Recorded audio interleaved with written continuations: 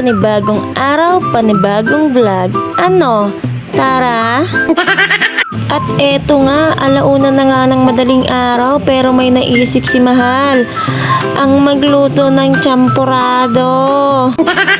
Hanap na cravings yan, alauna ng madaling araw. Inumpisahan na nga ni Mahal magluto ng champurado. Yan lang naman daw kasi yung ingredients, kaya madali lang siyang maluto. Waiting. Natakulaan ko yung ano. Ako na yung baka. Baka. Baka bukas na kayo. At ayan na nga, nilagyan niya na ng kokwa at hinalukay ube. Tamang-tama daw kasi yung panahon ngayon, kaya naisipan niyang magluto ng champurado. At oras na nga para hatulan ng luto ni Mahal. At kinain na nga namin ni Mahal ang kanyang niluto. Mga Mahal, huwag kayong mag-alala, masarap naman siya.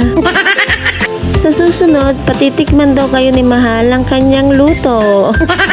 Alam nyo ba mga Mahal, minsan maganda rin yung may mga ganito kayong bonding para kahit simple lang nakakapag-usap kayong mag-partner, diba?